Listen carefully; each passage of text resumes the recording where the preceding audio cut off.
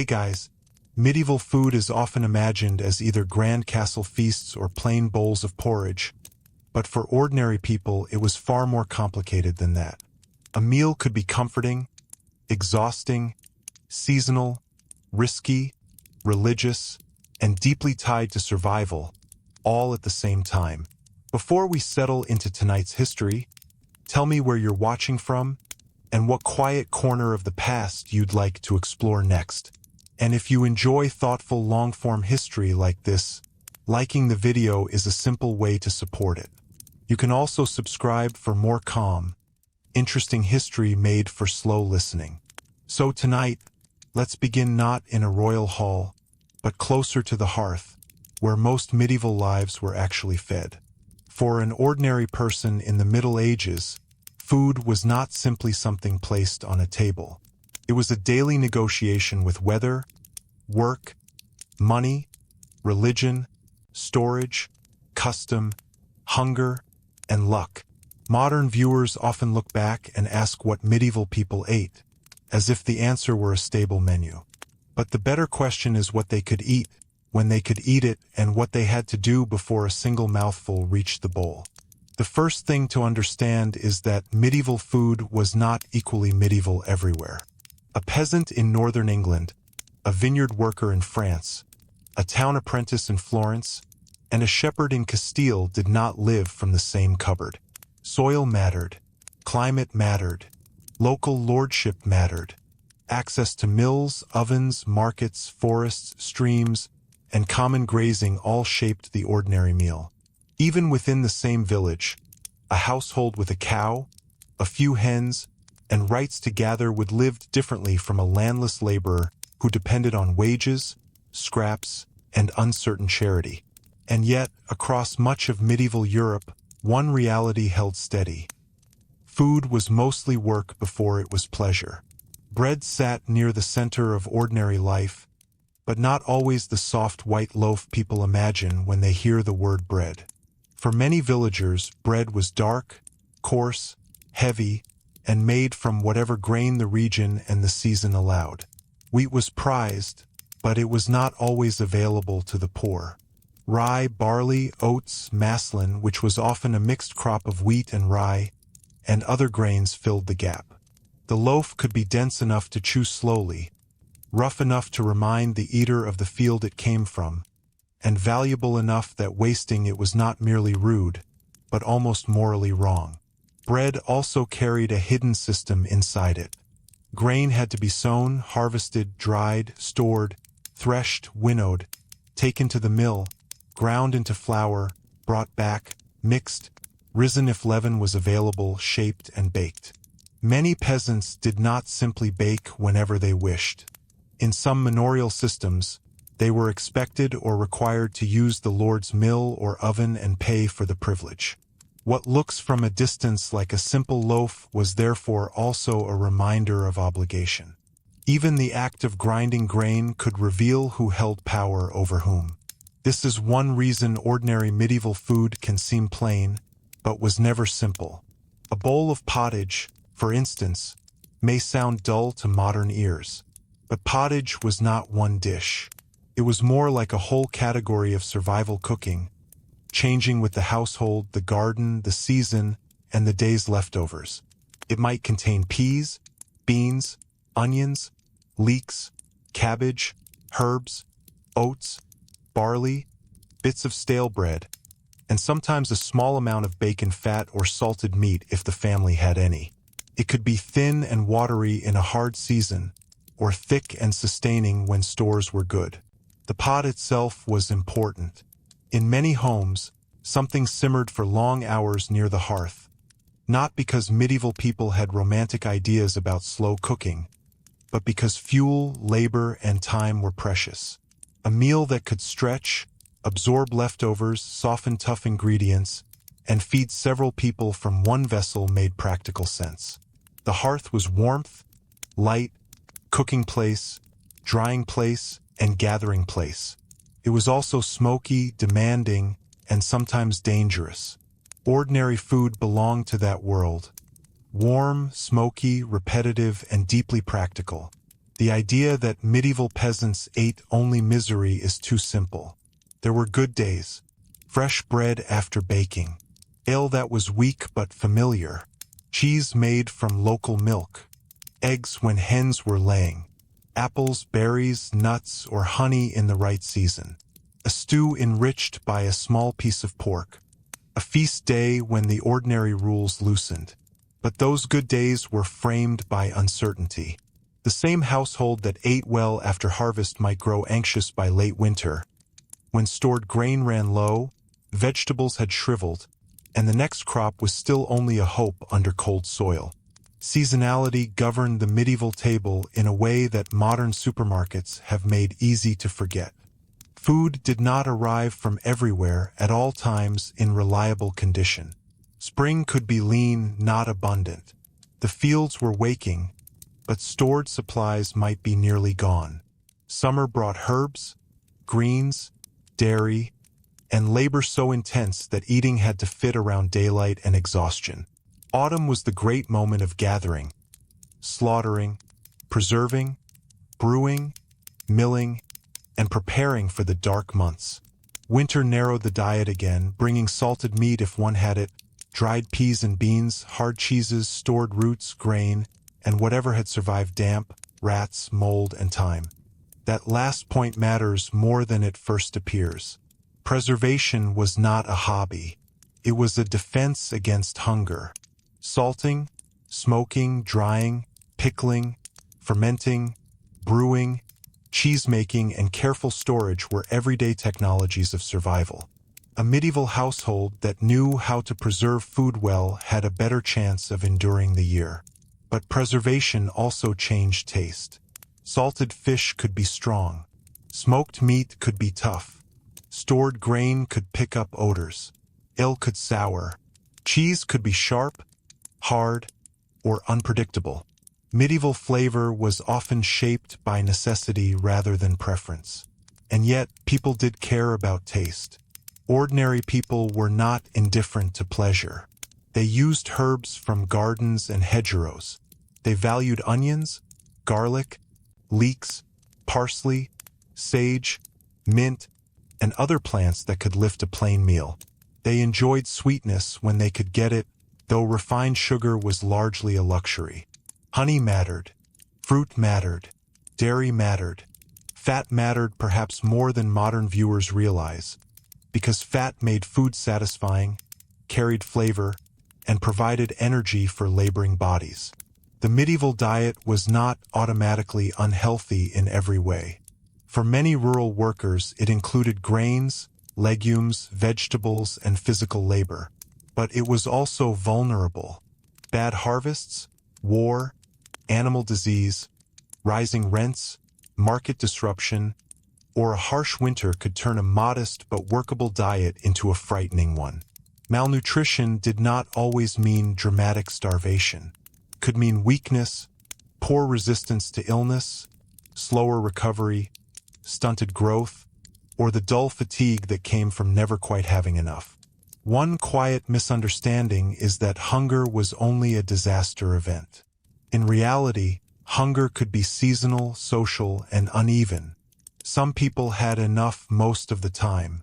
Others lived close to the edge. The poor did not simply eat different foods. They lived with different margins. A better-off peasant might keep pigs, brew ale, bake regularly, and store grain.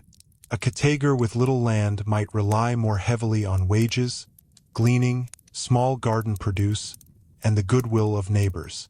A town laborer might be more dependent on prices, and when grain prices rose, the danger could arrive quickly. This is where medieval food becomes a window into the entire social order. Eating was shaped by land. Land was shaped by law and custom. Custom was shaped by obligation. Even a chicken, a loaf, or a bundle of firewood could sit inside a web of rights and restrictions. Could a family gather fallen branches in the woods? Could they graze animals on common land? Could they fish in a stream? Could they hunt?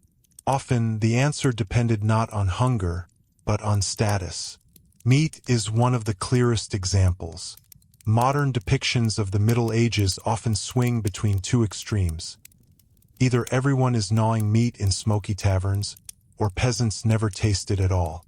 The truth is more layered. Ordinary people did eat meat, but access varied greatly. Pork was important in many places because pigs could be kept and fed in ways that fit rural life. Bacon, lard, and small pieces of preserved pork could flavor dishes far beyond their size. Chickens provided eggs and eventually meat. Sheep and cattle were valuable not only as meat, but for milk, wool, traction, and wealth. Killing an animal was therefore an economic decision, not just a craving. Fresh meat was more common at certain times, especially around slaughter season, often in autumn, when feeding animals through winter was too expensive. But much of the year, meat might appear salted, smoked, dried, or in small amounts. For many ordinary households, meat functioned less as the center of the meal and more as a precious ingredient that gave depth to a pot of grains or vegetables. A strip of bacon could change the emotional meaning of a bowl. Fish had its own strange place in medieval life, partly because of religion. The Christian calendar shaped what people could eat on many days of the year. Lent, Fridays, vigils, and other fasting periods restricted meat for much of society, though practice varied by time, place, wealth, and enforcement. For ordinary people, this did not necessarily mean elegant fish dinners. It might mean salted herring, dried fish, stockfish, eels, or whatever local waters and markets made available. For inland poor communities, fish could be expensive or monotonous. For coastal people, it could be more ordinary, though still subject to weather, labor, and preservation. The fasting rules reveal something subtle about medieval food. People did not divide life into religion over here and dinner over there. The calendar entered the kitchen. The church year changed the taste of the week. A household's meals could shift because a holy season required restraint, because a feast day permitted celebration, or because local custom had taught generations when to abstain and when to indulge. Food was moral, communal, and rhythmic. Ale also belonged to ordinary nourishment. In many parts of medieval Europe, especially northern regions, ale or beer was not simply a recreational drink. It could be safer or more reliable than some water sources, but that point is often overstated in modern retellings. People did drink water, and they knew good water mattered. Still, weak ale provided calories, familiarity, and a daily routine. Brewing was often domestic labor, frequently associated with women, though commercial brewing grew in towns. Ale could be mild, cloudy, variable, and perishable. It had to be made, monitored, sold, shared, and consumed before it spoiled. For ordinary people, drink was not separate from work. Field laborers needed fluid. Children might drink small beer or weak ale. Travelers depended on inns, monasteries, and households. Townspeople bought from brewers and alewives. Quality could be regulated, disputed, or complained about. A bad batch mattered. A dishonest measure mattered. Food and drink were part of the moral economy of daily trust. And then there was the table itself, though table may be too polished a word for many homes. Ordinary medieval eating was often communal, functional, and shaped by space. Some families ate from shared bowls. Wooden trenchers, spoons, knives, and hands all played their part. Forks were not common everyday utensils in much of medieval Europe for a long time. People cut, dipped, scooped, tore, and shared. Bread could serve as food and tool. Bowls and pots were not just objects. They shaped how meals were experienced. This shared eating could be warm and intimate, but it also meant hierarchy was visible. Who received the best piece? Who ate first? Who served? Who waited? In a household, food quietly measured age, gender, labor, authority, and dependence. The head of the household might control distribution. Children learned not only taste, but order. Servants, Apprentices, widows, guests, and the very poor all encountered food through their place in a social structure. One of the most important truths about medieval ordinary food is that it was rarely private. Harvesting involved community. Milling might involve obligation. Baking could involve shared ovens. Brewing could involve neighbors. Feasting was communal. Fasting was communal. Charity was public. Even hunger could be known by others, because a household's weakness showed in its animals, its fields, its debts, its requests, and its absence from normal exchanges. That public nature could offer protection. Neighbors lent, shared, hired, exchanged, or offered small acts of help. The church and local institutions provided alms in certain contexts. Monasteries, hospitals, and parish charity might feed some of the vulnerable. But public need also carried shame. To lack food was not only physical, could mean losing standing, bargaining power, and dignity. The deeper we look, the less medieval food appears as a menu and the more it becomes a map of ordinary life. A loaf tells us about grain, mills, weather, rents, ovens, and labor. A bowl of pottage tells us about gardens, fuel, preservation, thrift, and women's work. A piece of salted fish tells us about religion, trade routes, fasting rules, and the sea. A cup of ale tells us about brewing, water, calories, neighborhood trust, and regulation. And perhaps the most revealing thing is that ordinary medieval people were not living in constant novelty. Their food world was repetitive. The same grains, the same pot, the same seasonal anxieties, the same hunger for fat, salt, warmth, and fullness returned again and again. But repetition did not make it meaningless. In a world where uncertainty was normal, the familiar meal had emotional weight. To have bread, ale, pottage, fire, and people around the hearth was not luxury, but it could still feel like security. That security was fragile. A late frost could damage crops. Too much rain could rot grain. A poor harvest could raise prices. A war could take animals, trample fields, or interrupt trade. Disease among livestock could alter a village's diet for years. A family illness could reduce labor at exactly the wrong season. Medieval food was never only about appetite. It was about timing, and timing was often beyond human control. This is why the ordinary medieval meal deserves to be taken seriously. Not because it was romantic, and not because it was always grim, but because it belonged to people who lived close to the materials of survival. They knew the feel of grain, the smell of a hearth, the value of salt, the worry of a dwindling store, and the relief of a pot that could feed everyone one more time. And as we move deeper into this world, the next question becomes even more revealing. What did an ordinary medieval day of eating actually look like, from the first work of the morning to the last quiet mouthful near the fire? For many ordinary medieval people, the day did not begin with breakfast in the modern sense, neatly separated and expected. It began with work, cold air, and whatever could be managed before the labor of the day pulled everyone outward. Morning food depended on season, status, and necessity. In some households, especially among the poor, the first meal might be little more than yesterday's bread softened with ale, a little cheese if there was any, or a quick bowl of pottage warmed again from the previous night's pot. This was not laziness, nor a lack of culinary imagination. Fuel cost labor. Firewood had to be gathered, chopped, dried, protected from damp, and used carefully. To light and maintain a strong cooking fire simply for a separate morning meal was not always practical. The hearth was precious. Its heat was rationed. If a pot could be kept warm from the evening before, that was efficiency, not monotony. Children, laborers, servants, and apprentices often ate according to the rhythm of obligation rather than appetite.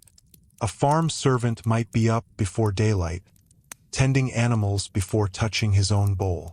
A woman responsible for bread making, water carrying, and the household fire might have already completed an hour of work before tasting anything herself.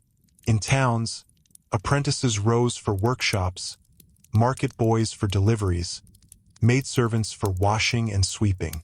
Hunger did not politely wait for convenience. Bread remained the quiet center. Sometimes it was dipped into broth, sometimes paired with onions or curds, sometimes simply eaten with weak ale. For wealthier townspeople, there might be better white bread, preserved fruit, or finer cheese. But for most, the first meal was practical and familiar. It was meant to carry the body into labor, not to offer leisure. One modern misunderstanding is the assumption that medieval people always ate at fixed hours. In reality, the day bent around work, daylight, and season. During harvest, people ate when labor allowed. During winter, darkness reshaped the household. In monasteries, meals followed religious order. In towns, markets, and trade changed the pace. There was rhythm, certainly, but it was not the clock-driven rhythm of modern kitchens. The main meal for many people often came later, closer to midday. This was when pottage showed its true importance. A pot that had simmered slowly could feed a household efficiently, especially if everyone returned from nearby work or if food had to be carried to the fields. Thick vegetable stews with peas, beans, onions, leeks, and cabbage formed the backbone of nourishment. Grain might be added to stretch it further. If there was bacon fat, a scrap of salt pork, or a bit of smoked meat, it flavored everything. That flavor mattered psychologically as much as physically. Fat changed the entire feeling of a meal. It signaled comfort. It made plain food satisfying. A family might remember whether this week's pottage tasted rich or disappointingly thin. Such details mattered because repetition made variation meaningful. A slightly better pot was not a small pleasure. It was a visible sign that things were going well. For field laborers, the midday meal could be simple and portable. Bread, cheese, onions, and ale might travel more easily than a steaming bowl. During intense agricultural work, especially harvest, employers were often expected to provide food. Harvest workers required enormous physical energy, and feeding them was not generosity alone. It was practical necessity. Seasonal labor could temporarily improve the diet of poorer workers, though only for a time. In harvest season, the countryside changed its appetite. Bread was still central, but there was also the relief of new grain coming into sight. People watched the fields with a kind of emotional dependence that is difficult for modern urban life to fully imagine. A successful harvest was not simply economic news. It was the difference between winter security and quiet fear. Autumn also brought slaughtering. Animals that could not be fed through winter were killed, preserved, and portioned carefully.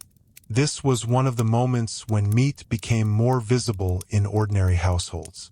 Sausages, salted pork, smoked cuts, rendered fat, and preserved offal all mattered. Nothing useful was casually wasted. Bones became broth. Fat became cooking power. Organs were valuable, not secondary. Even this process carried social meaning. Slaughter season could be communal.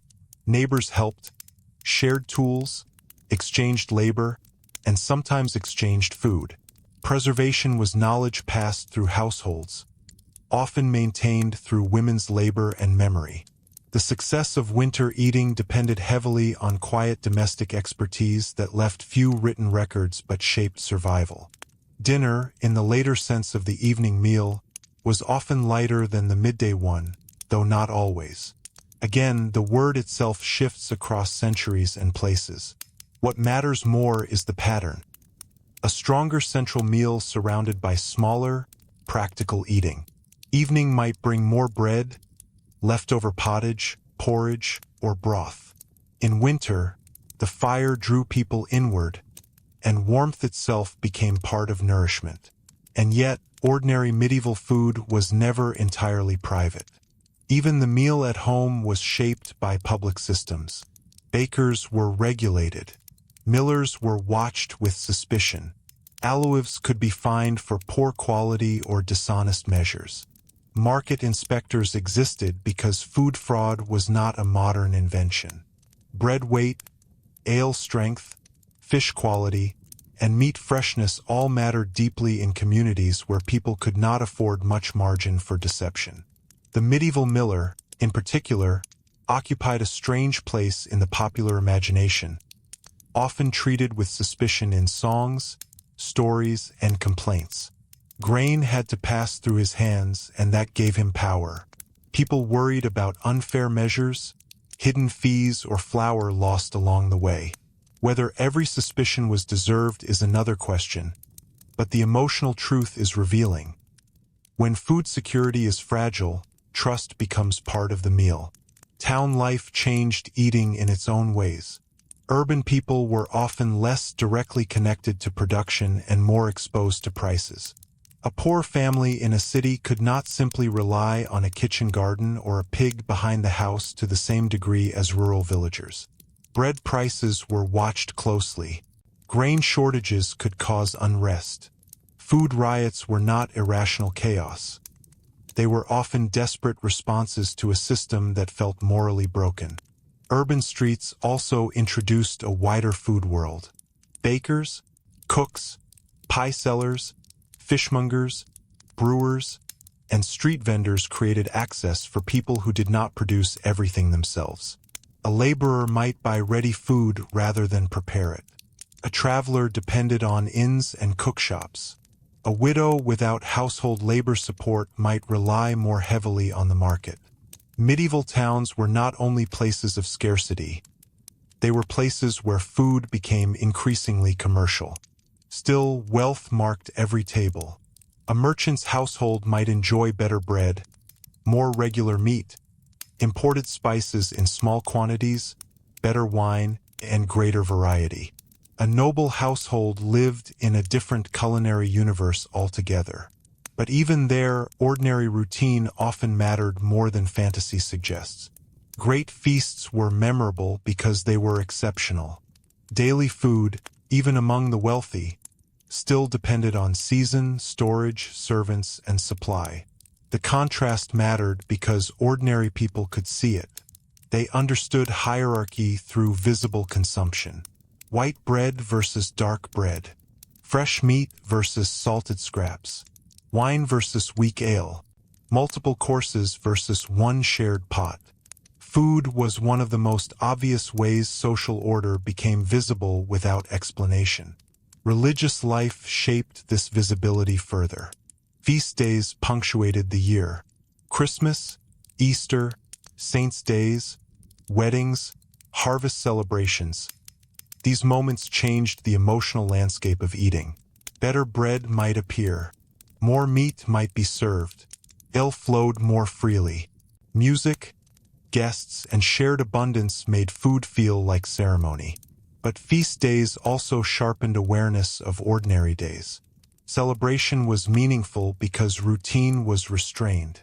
Medieval people did not need a philosophy book to understand contrast. They felt it in the difference between feast and fast, harvest and late winter, market day and empty cupboard. Fasting deserves more attention than it usually receives. It was not simply religious inconvenience. A structured appetite. Lent especially could feel long and materially significant. Restrictions on meat pushed fish, legumes, and dairy into greater importance depending on local rules and interpretation. Wealthier people often navigated fasting more comfortably, finding elaborate alternatives.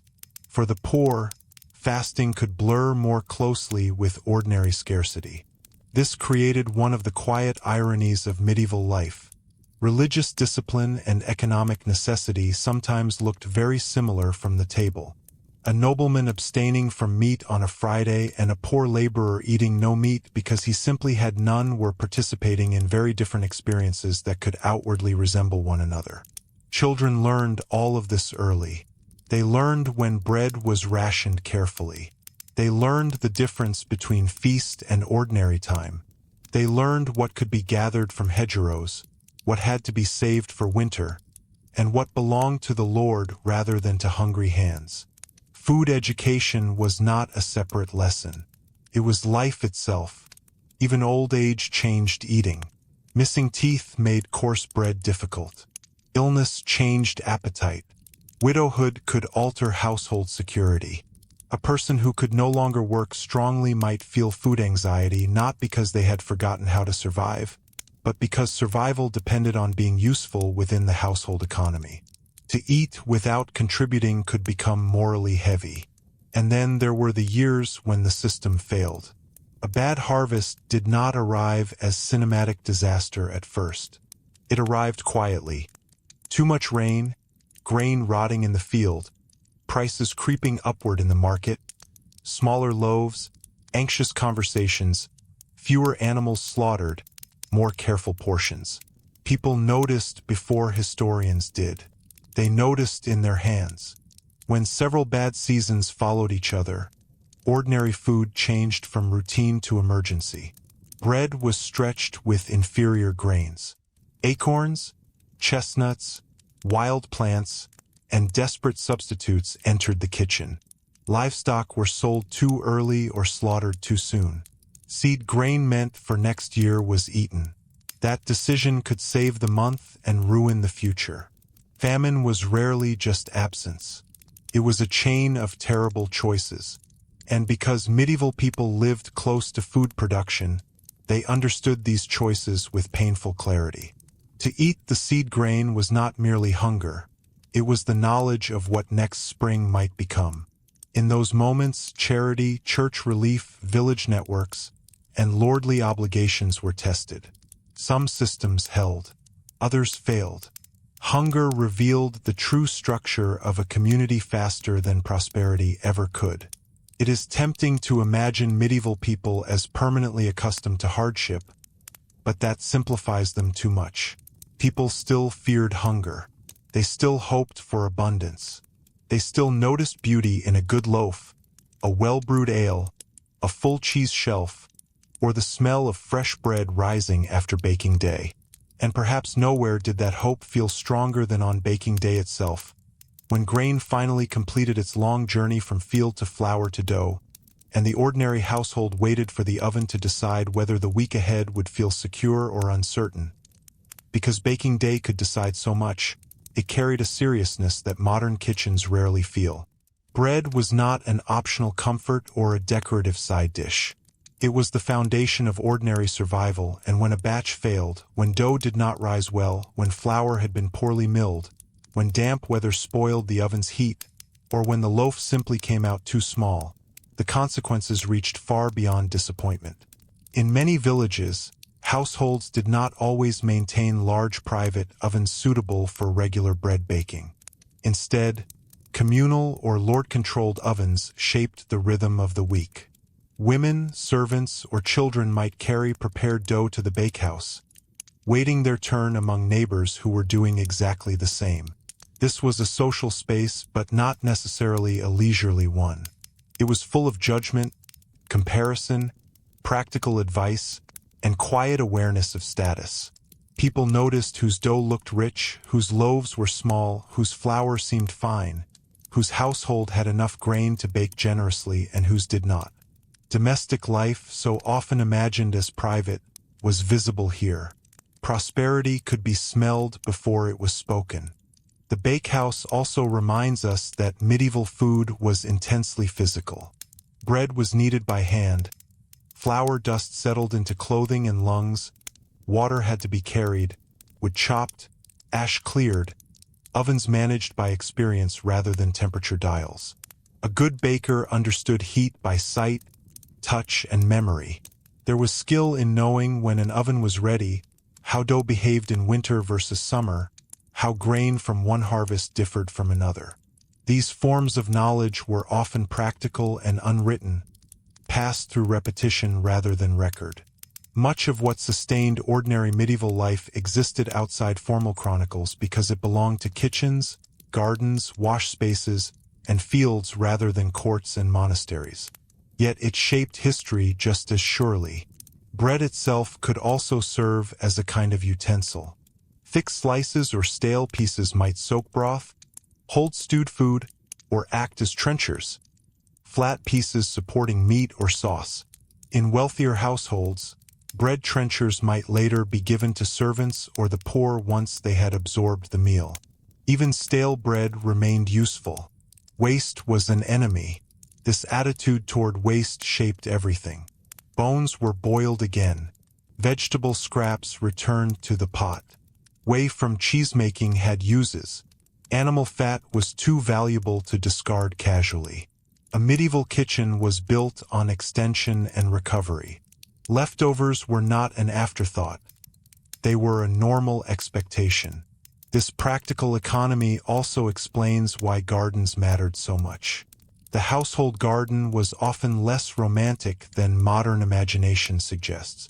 It was not primarily decorative. It was insurance.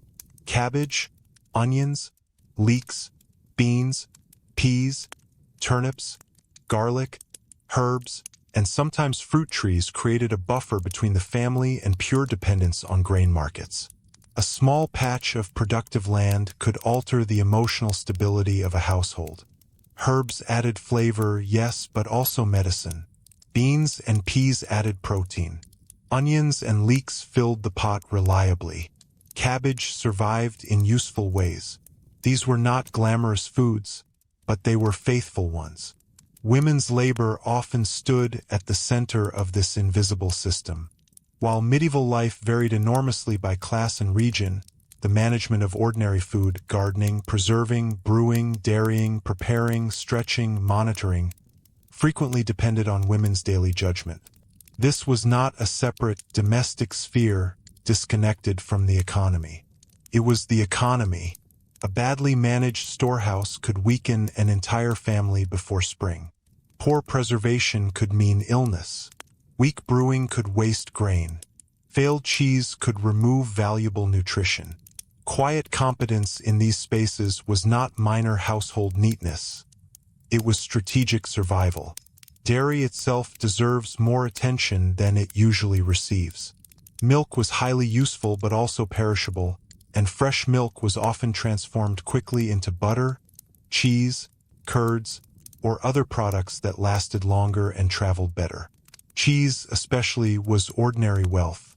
It stored labor. It stored animal value. It could feed workers, travelers, and children with relative reliability. The taste of medieval cheese was not always the soft, delicate experience modern consumers might expect. It could be strong, hard, salty, and shaped by local conditions. But that was not a flaw. It was useful food. In some regions, cheese sat beside bread as one of the most dependable forms of nourishment available to ordinary people. Eggs were similarly valuable because chickens fit into small household economies. A few hens could provide steady practical benefit without requiring the same resources as larger animals. Eggs moved easily between household use and market exchange. They could enrich fasting days, strengthen simple meals, and serve as quiet economic flexibility. Yet even these comforts were uncertain. Animal disease could change a year. A cow lost to illness was not merely lost milk. It was altered cooking, altered labor, altered security.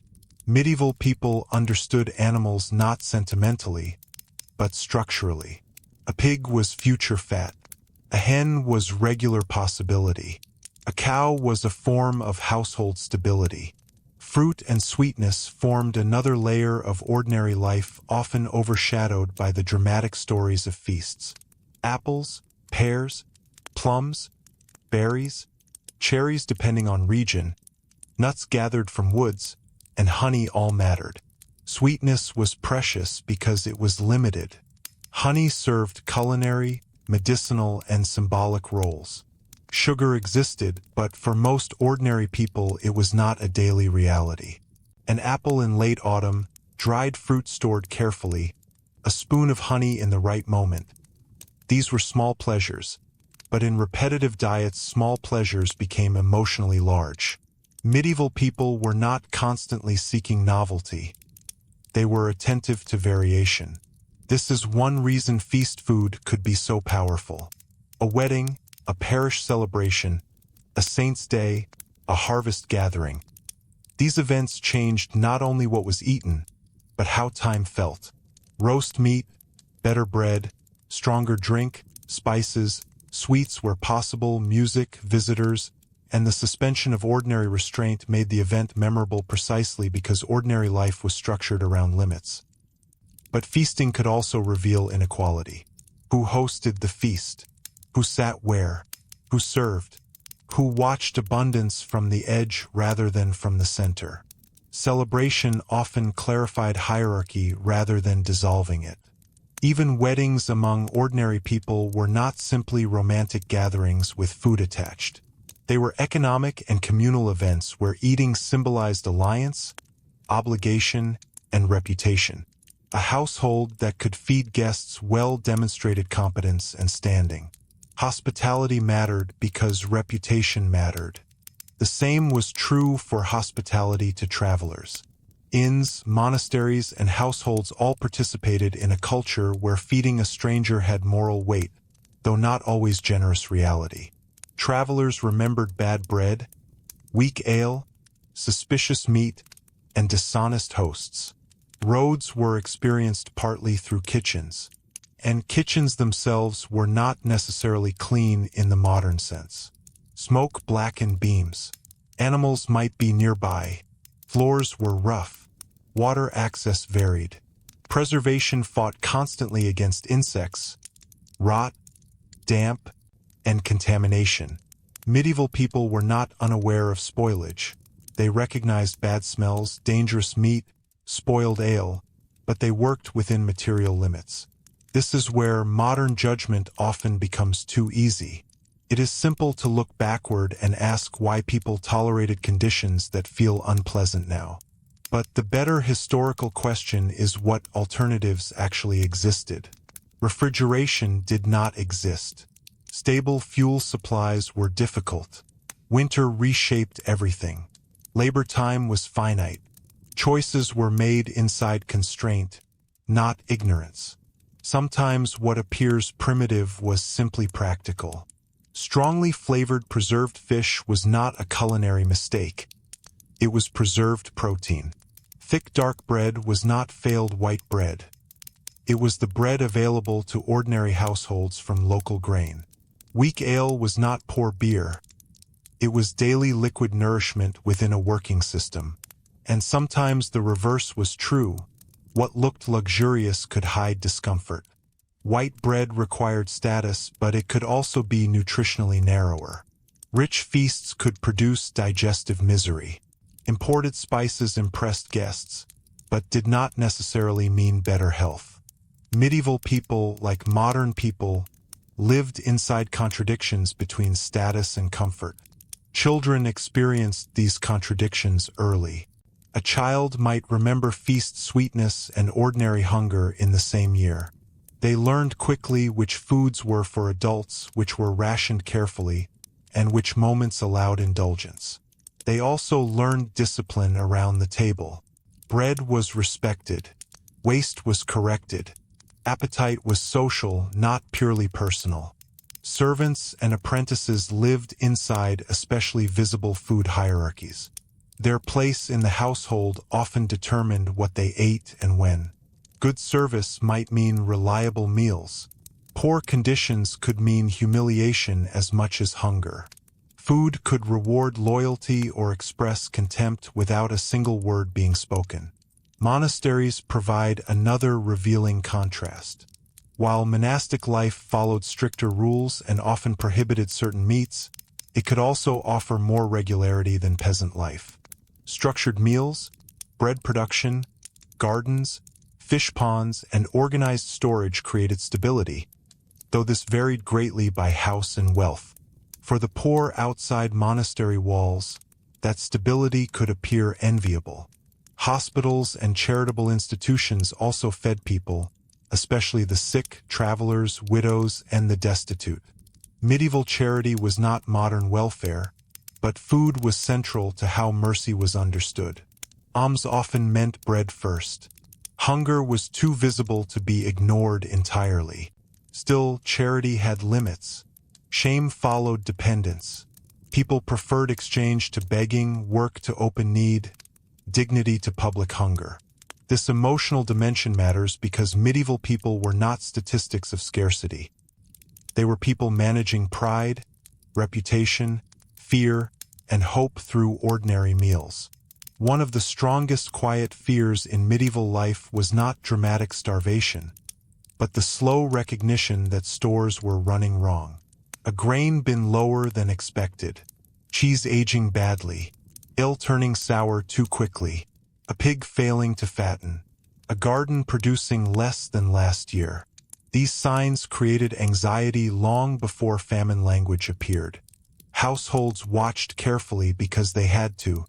Food forecasting was part of ordinary intelligence. They knew how many loaves a sack of grain should become. They knew how long salted pork ought to last. They knew whether winter was arriving with confidence or concern. And there were years when concern spread beyond one house and became communal knowledge. Prices at market shifted. More people gathered fallen wood. Fewer eggs appeared for sale. More children were sent to glean. Conversations changed tone. The village, the town street, the parish, all could sense scarcity before anyone named it openly. At such moments, authority was tested. Lords who demanded too much rent, merchants accused of hoarding grain, bakers suspected of cheating weight, officials who failed to protect fair prices. These became moral problems, not just economic ones. Medieval people often believed that food justice had an ethical shape. Bread was not merely a commodity. It belonged to the moral order. That belief could turn ordinary hunger into collective anger. But before anger came the quieter habits of endurance. Stretching flour, thinning stew, selling small possessions, calling in favors, delaying payments, hoping for weather to change. And perhaps nowhere was that hope concentrated more intensely than in the fields themselves, where grain stood between ordinary life and catastrophe, and where every stage, from first sowing to the final loaded cart, could determine what an entire village would taste in the year ahead. Because grain stood at the center of so much ordinary life, the medieval year was, in many ways, a long conversation with bread before bread even existed. The taste of winter was decided months earlier, in the muddy uncertainty of spring planting, in the nervous watching of summer skies, and in the exhausting race of harvest before rain could ruin everything. For most ordinary households, grain was not an abstract crop. It was the measure of security itself. Wheat, rye, barley, oats each had its place depending on region, soil, and status. Wheat carried prestige, often associated with finer white bread and wealthier tables. Rye and barley were more common companions of ordinary people in many northern regions, while oats could dominate in harsher landscapes where other grains struggled. Yet these were not rigid boundaries. Medieval diets were practical before they were symbolic. People ate what the land allowed. Sowing grain was labor tied to hope and fear in equal measure. Too much rain, too little rain, late frost, blight, animal damage, exhausted soil, war passing through the countryside. All could quietly rewrite the year before anyone reached the oven. Modern people often imagine hunger as a sudden event, but medieval hunger often began as weather. And weather was political. A storm was not just nature when rents still had to be paid, when tithes were still expected, when the Lord's obligations did not always soften with the clouds. A poor harvest could turn a fair landlord into a remembered villain, or reveal which village institutions truly protected people and which merely extracted from them. Harvest itself was not a peaceful golden painting. It was urgency. Fields had to be cut quickly. Labor intensified. Entire households moved into a different rhythm. Men, women, older children, servants, neighbors, hired workers. Everyone who could help often did. Grain standing too long risked disaster. Rain could flatten it. Delay could mean rot. Harvest was both ordinary and dramatic because it happened every year and still felt like crisis every year. There was also ritual in it. Harvest was work, but also memory and community. People knew the same fields, the same patterns, the same anxieties inherited from generations before them. Songs, customs, feast days, and small superstitions sat beside sweat and sore hands. Food production was never only technical. It was emotional. Once cut, grain still had a long journey ahead. It had to be gathered, dried, stored, protected from damp, mice, insects, theft, and carelessness. A badly kept store could undo months of labor. Storage itself was a form of intelligence. Medieval households did not simply have grain. They managed vulnerability.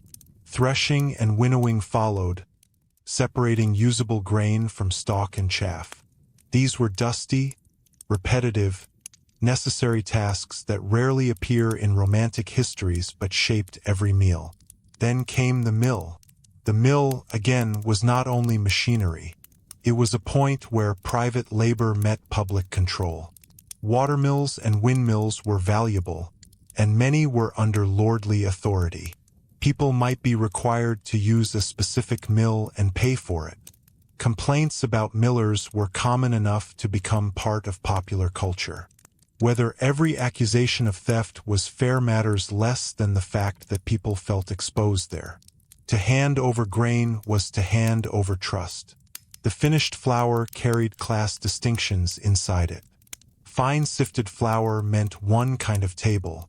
Coarser meal meant another. But even coarse bread was not automatically miserable. Freshly baked dark bread, warm and solid, could be deeply satisfying. Modern assumptions often mistake whiteness for quality and darkness for deprivation. Medieval people understood quality differently through freshness, fullness, flavor, and whether the loaf meant the household would be all right for another week. Grain also shaped taxation and law. Tithes to the church, rents to lords, market obligations, labor dues, all could intersect with harvest. A peasant did not simply gather his grain in the modern sense. Ownership, use, and obligation were layered. This is why food history cannot be separated from power. The loaf on the table often carried invisible fingerprints from landlord, priest, miller, and market before it reached the family. And still, ordinary people developed strategies within these limits. Gleaning, for example, mattered enormously. After harvest, poorer villagers, often women, children, widows, and the elderly, might gather leftover stalks from the fields. These remnants were small, but survival is often built from what looks small. Rights to glean were morally charged. They touched ideas of justice, custom, and mercy. To forbid gleaning too harshly could make a lord seem not merely strict, but morally wrong. Communities understood that hunger required some flexibility. Not always, not everywhere, but often enough that these customs mattered deeply. The same was true of common land. Rights to gather firewood, graze a pig, collect nuts, cut turf, or use woodland resources were food rights disguised as land rights. Lose access to common resources, and the kitchen changed immediately. A family without fuel cooked differently. A family without woodland lost pigs, and therefore lost future fat and preserved meat. A family without grazing rights lost milk, manure, and stability. This is why enclosure and restrictions in later centuries could feel so devastating. Food was never just bought. It was built from access. Fishing worked in a similar way. Rivers, ponds, marshes, and coastlines shaped ordinary diets, but access was not always free. Lords controlled waters. Monasteries maintained fish ponds. Town markets sold what distance and preservation allowed. Eels, herring, cod, freshwater fish. These were ordinary foods in the right conditions, but impossible luxuries in the wrong ones. Salted herring deserves special mention because it appears again and again in ordinary medieval life. Traveled well, lasted long enough, and fit fasting rules. It was not glamorous. It was often strong-smelling, repetitive, and more endured than celebrated. But it connected inland households to wider trade systems. A peasant eating preserved herring on a fasting day was participating in a much larger economic world, whether he thought of it that way or not. Trade changed taste slowly. Spices are often used as symbols of medieval luxury, but for ordinary people, imported spices were distant things. Pepper, cinnamon, cloves, saffron. These belonged more to merchants, monasteries, nobles, and special occasions than to daily pottage. Yet smaller forms of flavor movement mattered more widely. Salt, mustard, vinegar, herbs, onions, garlic. Taste did not require luxury to be important. Salt, in particular, was fundamental. Without it, preservation weakened, flavor dulled, and winter security shrank. Salt routes mattered because ordinary people needed salt for ordinary survival. A shortage of salt changed not only taste but planning. Meat preservation, fish storage, and dairy management all felt its absence. Ordinary people also lived with hunger in a more social sense than we often imagine. Food was tied to reputation. To host badly could damage standing. To fail to provide for one's household invited judgment. To beg publicly risked shame. To borrow too often from neighbors strained trust. Medieval food was communal partly because dignity was communal. Marriage, therefore, often had a food dimension beyond romance or property. A good spouse could mean labor strength, garden management, better brewing, more reliable bread, stronger preservation, more hands for harvest. Domestic competence was not decorative virtue. It was structural. A household survived differently depending on who ran it. Widowhood could therefore be economically dangerous in immediate, practical ways. A widow might lose labor support, market bargaining power, or access to certain rights. Her table changed. The same was true for injury or illness. A broken leg during harvest was not simply pain. It could alter bread months later. This connection between body and food shaped how people understood health.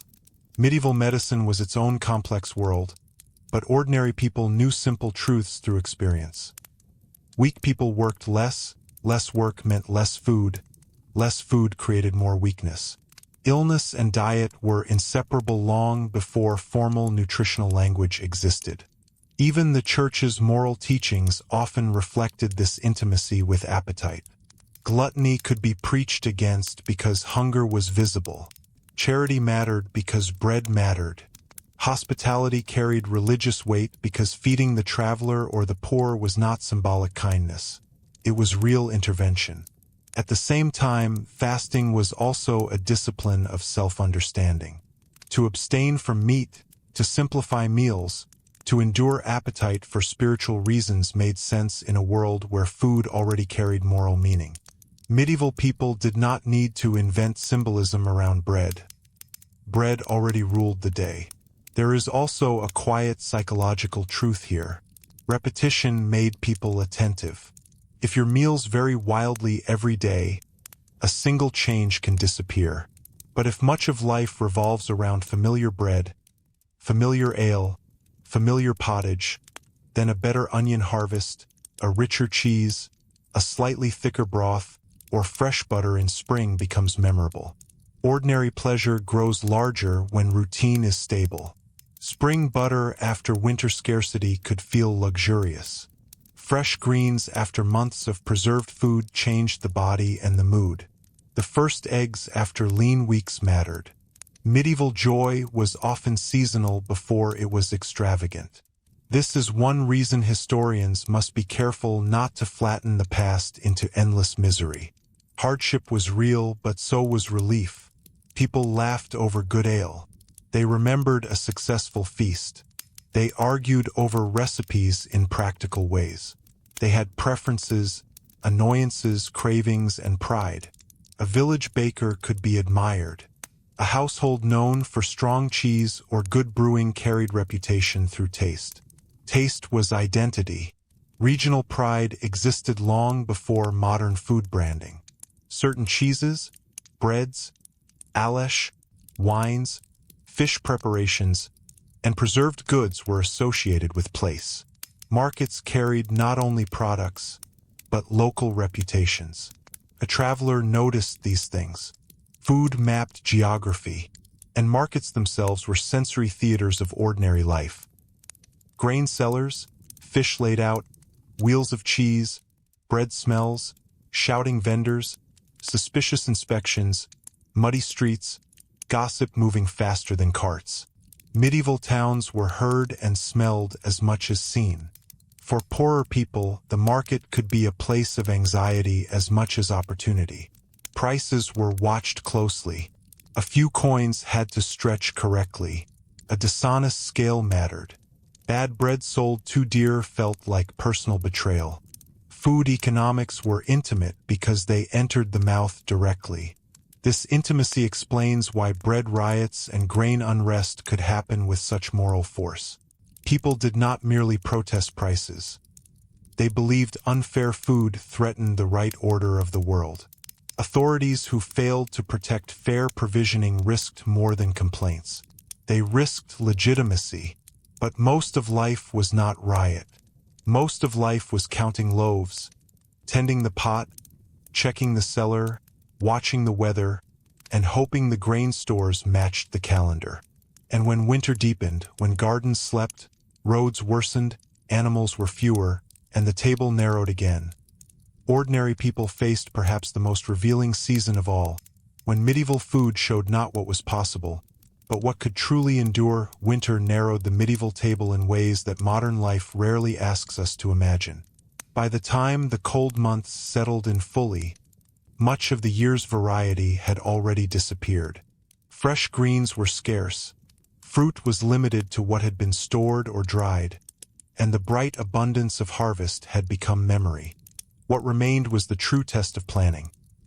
Grain in storage, beans and peas set aside, hard cheeses, salted meat if fortune allowed it, preserved fish, root vegetables, onions, cabbages that had lasted, and whatever the household had managed not to lose to damp, spoilage, theft, or simple miscalculation. Winter food was often repetitive, but repetition itself was reassuring. A family did not necessarily crave surprise. They craved sufficiency. To know there would still be bread next week, still enough ale to drink, still something to place in the pot by the fire, that was a form of peace. The hearth became even more central. It was not only where food was cooked, but where winter life gathered. Light was shorter, roads were worse, outdoor labor changed, and the house drew people inward. The same pot might simmer for hours, thickening slowly as ingredients were added in stages. A winter pottage was often less about recipe than endurance. It absorbed what the household could spare and returned warmth in exchange. There is something quietly revealing in the fact that so much medieval food was soft: stews, broths, porridges, soaked bread, softened vegetables. Part of this was practical. Long cooking stretched flavor, saved fuel when managed correctly, and made coarse ingredients easier to digest. It also mattered for the elderly, for children, for those whose teeth had been worn down by years of coarse bread containing traces of grit from milling. A hard loaf could be difficult.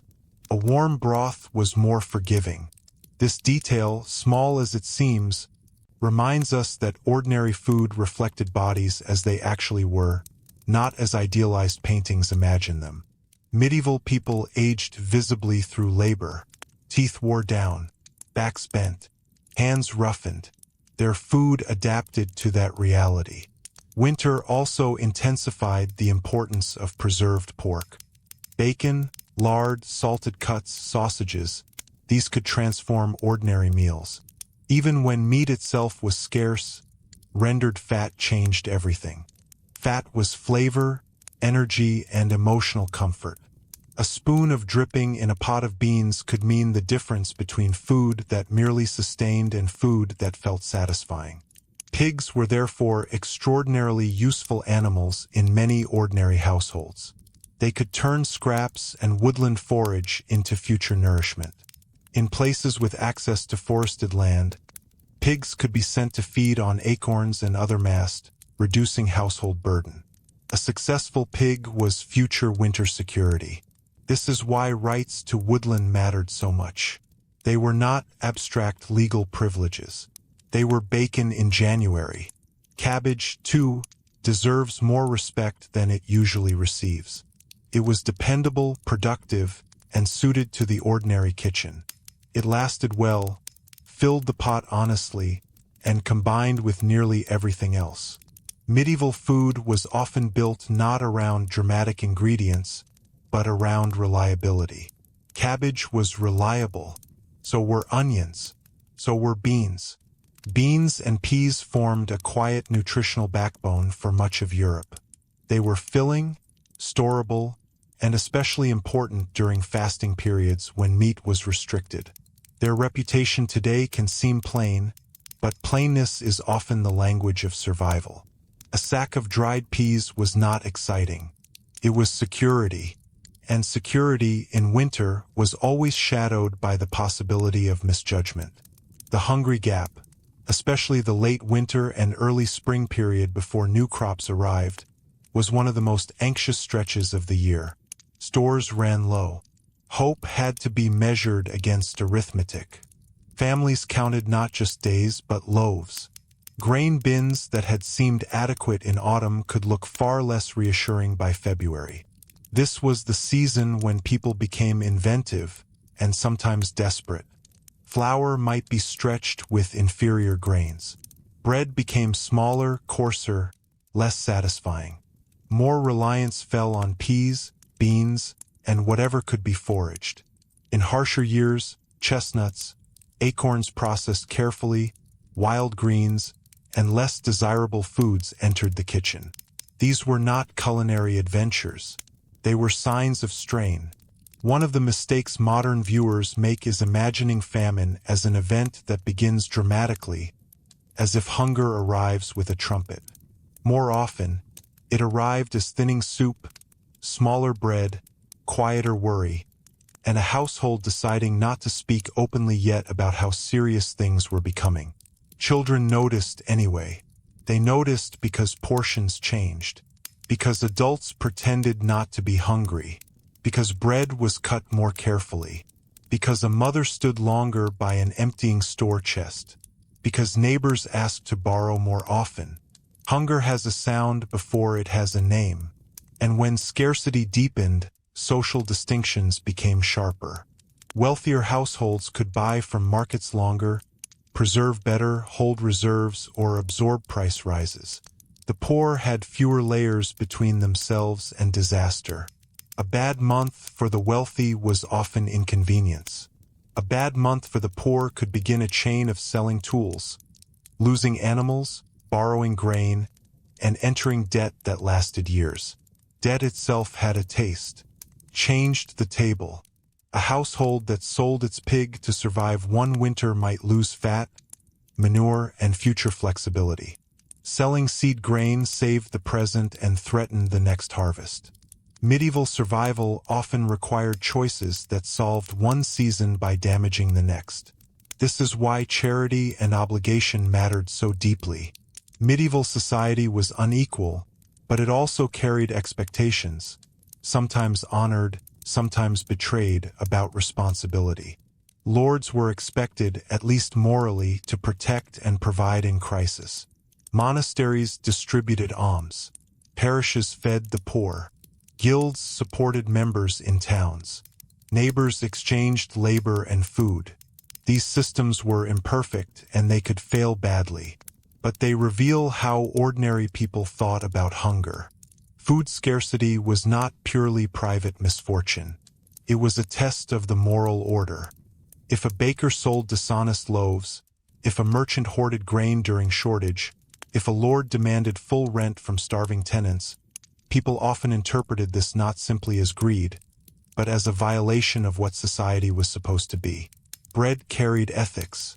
This moral economy shaped anger as much as hunger did. People might endure hardship quietly for a long time, but visible unfairness could transform patience into collective action. Bread riots, protests against grain merchants, resentment toward corrupt officials, these were often rooted in the belief that food should not be governed only by profit. Yet most medieval endurance was not dramatic rebellion. It was practical adjustment. Women stretched flour with skill that looked invisible from outside. Ale was brewed weaker so grain lasted longer. Cheese was rationed. Salted fish was used more carefully. Children were sent to gather what could still be found in woods and hedgerows. Small domestic decisions, repeated over weeks, determined whether a household crossed into true crisis. It is difficult to overstate how much ordinary history lives in those decisions rather than in kings and battles. Even celebrations changed under pressure. Feast days during lean times could become emotionally complicated. Religious obligation and communal expectation remained, but abundance could not be invented. A Christmas table in a difficult year still needed dignity, even if it could not offer luxury. Bread, a little ale, perhaps a better broth, something shared with intention. Sometimes the symbolic value mattered as much as the quantity. This is another quiet truth of medieval food. Ritual protected morale. People did not only need calories. They needed ordinary forms of meaning. Feast and fast, baking day, shared harvest meals, wedding tables, church distributions, these created social reassurance that life still had shape. Without that shape, scarcity felt even sharper. Towns experienced winter differently. Urban households were more dependent on supply chains and market reliability.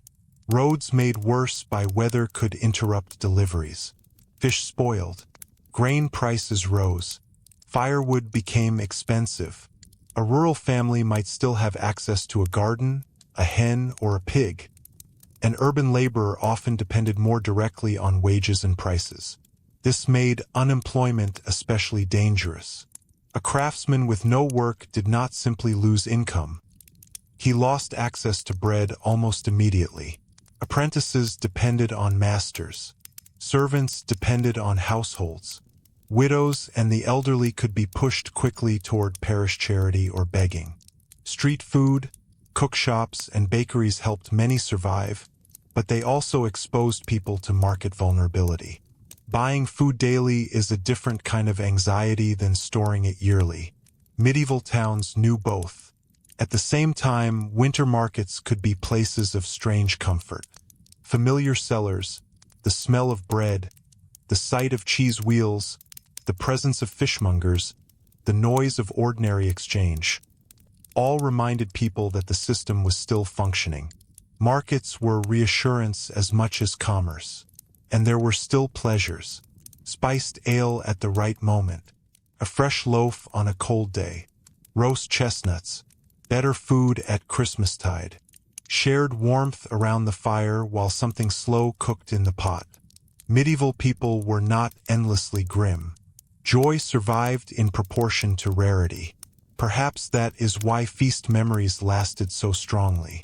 People remembered the wedding where the meat was generous, the Lord's holiday where the ale was unusually good, the Easter bread baked especially fine.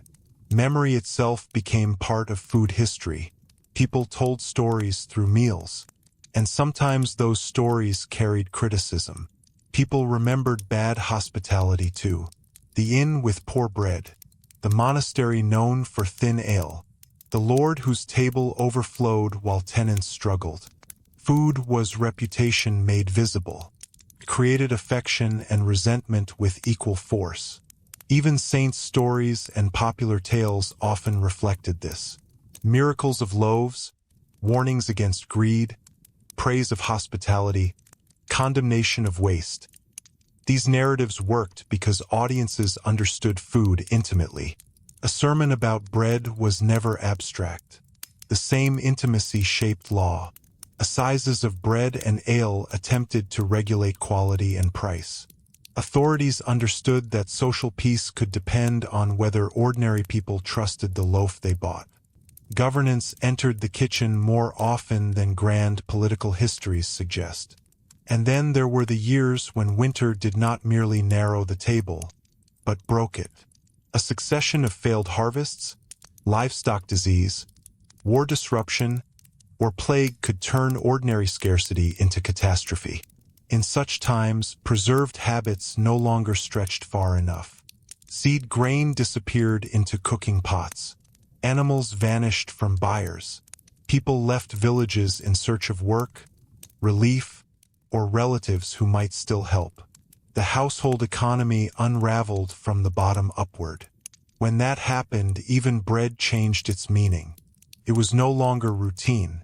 It became visible again, counted, watched, desired, remembered. And perhaps that is the clearest way to understand ordinary medieval food. Most of the time, success meant not having to think dramatically about it. A good year made bread ordinary. A bad year made bread the entire story. Which is why, when spring finally approached, when the worst of winter loosened its grip and the possibility of planting returned, people did not greet it merely as a season of beauty, but as the reopening of the oldest question in medieval life. Would the land feed them again? Because spring reopened that question every single year, it was often greeted with relief mixed with anxiety rather than simple joy. The modern imagination likes spring as a symbol of easy renewal, flowers, warmth, light returning. But for ordinary medieval people, early spring could be one of the leanest and most uncertain moments of the calendar. This was the season when stores were often at their weakest. The preserved foods of winter had been stretched as far as possible. Grain bins looked shallower. Salted meat, if there had been much to begin with, might already be gone. Cheese shelves had thinned. Ale could be poorer. The garden had not yet begun to answer. New crops were promise, not food. This period, sometimes remembered in different regions as the hungry months, carried a special kind of tension because survival depended on restraint. To eat too freely now was to steal from the future. To hold back too severely was to weaken the body just as heavy labor returned. Medieval households were constantly negotiating between immediate hunger and long-term survival. The first green things mattered enormously. Young onions, herbs, nettles, sorrel, wild garlic, and other spring greens were not decorative additions. They were signs that the world was beginning to feed people again. After months of dried, salted, and stored foods, fresh green flavors had physical and emotional force. They changed the pot. They changed the mood of the house. Nettles, for example, now often treated as an odd historical curiosity, were practical spring food. Cooked properly, they provided nourishment exactly when households needed it most. Medieval people were attentive to what the landscape offered because they had to be. Hedgerows, woodland edges, riverbanks, these were not scenic backgrounds. They were extensions of the kitchen. Eggs became more noticeable too, as hens returned to stronger laying. Fresh dairy shifted with the season. Butter improved. Milk felt less like a brief luxury and more like a pattern returning. The first signs of spring nourishment were often small, but their importance was not. Even bread changed with the emotional weather. The same loaf could taste different depending on whether the next harvest felt imaginable. Food is never only chemical. It is expectation. Spring also meant labor rising sharply again. Fields needed preparation. Plowing, sowing, repairing fences, tending animals, managing tools. All demanded strength precisely when many bodies were at their weakest from winter. This created one of the central ironies of medieval life. The season that offered hope also demanded enormous effort before hope could become reality. Poor spring could be terrifying. Late frost could destroy fragile beginnings. Endless rain could delay sowing or rot early growth. Drought could arrive too soon. Animals weakened by winter might fail just when they were needed most. A horse or ox lost at planting time was not simply an animal gone. It could alter the entire agricultural year. This is why ordinary people watched weather with such emotional intensity. Weather was not background. It was a direct negotiation with hunger. The sky could feel personal. Religious life often gave language to that uncertainty.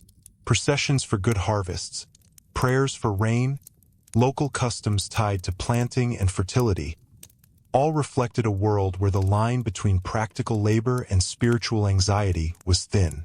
Medieval people did not separate food production neatly from belief. If the harvest failed, it could feel like both material disaster and moral disturbance. At the same time, local knowledge remained deeply practical. People knew their fields. They knew which soil held water too long, which patch of land needed manure, which area yielded better rye than wheat. Medieval farming was not blind superstition. It was experience shaped by repeated risk. And again, women's labor sat quietly inside much of this reality. While plowing often carried specific gendered expectations depending on region and class, the broader food system, gardens, poultry, dairying, preserving, brewing, seed-saving, household rationing, depended on continuous female work that official records often treated as background. But history at the table cannot be told honestly without it. Seed saving itself was a moral act. To preserve good seed grain through winter required discipline. In bad years, the temptation to eat it could be overwhelming. Yet eating the seed grain meant threatening next year's bread. Households understood this with painful clarity. Every handful represented both present hunger and future survival. This is why famine decisions were so cruel. They were rarely choices between comfort and sacrifice. They were choices between two forms of danger. In some years, people planted knowing the margin was already too thin. They sowed hope into fields while still uncertain how the next month's meals would be managed. This is not poetic language, it was literal arithmetic. Markets in spring carried their own tension. Prices reflected fear quickly. Grain shortages, poor weather rumors, failed shipments, livestock disease. These moved through towns as fast as gossip.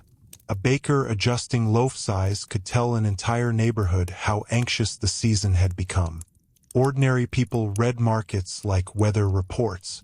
They noticed bread weight. They noticed if fish became harder to find. They noticed weaker ale. They noticed when onions cost more than they should. Economic history entered daily life through the hand reaching for food. This is also where trust became fragile. Bakers, millers, brewers, merchants, all stood at points where necessity met suspicion. People expected fairness not because they were naive, but because unfairness could be physically dangerous. A dishonest measure was not an inconvenience. It was stolen survival. The famous suspicion toward millers and bakers was therefore not merely comic folklore. It reflected real vulnerability. If the loaf was too small, if the flour seemed thin, if the ale was watered poorly, people felt cheated at the most intimate level. And because bread was moral as much as material, public regulation mattered. The assize of bread and ale, in various forms across different places and times, attempted to connect price, quality, and fairness. Authorities understood that food order was political order. Hungry people judged governments by the loaf before they judged them by law. Yet most of ordinary food life remained local and personal.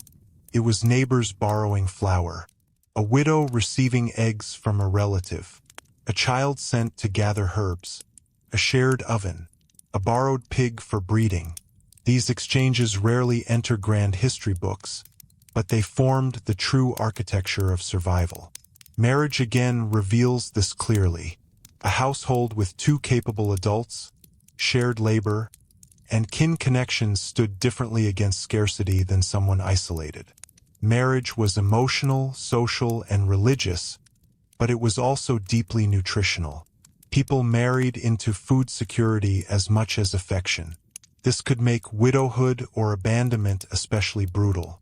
A person did not only lose companionship. They lost labor patterns, access to tools, bargaining strength, and often protection within the local moral economy.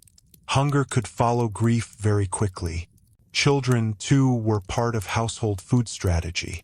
They worked, gathered, watched animals, carried water, gleaned after harvest, and learned food discipline early. Childhood in the medieval village was not separate from the kitchen economy. To be fed often meant to be useful. This does not mean affection was absent. It means affection lived inside necessity. One of the strongest quiet lessons children learned was seasonality.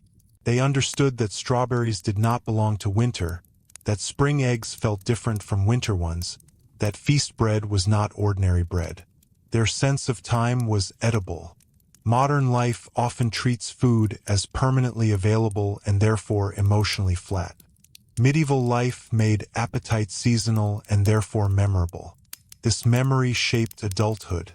People remembered the year of the great shortage, the wedding feast with unusually good pork, the Lent when fish was dreadful, the summer when ale spoiled too quickly, the autumn when apples were abundant.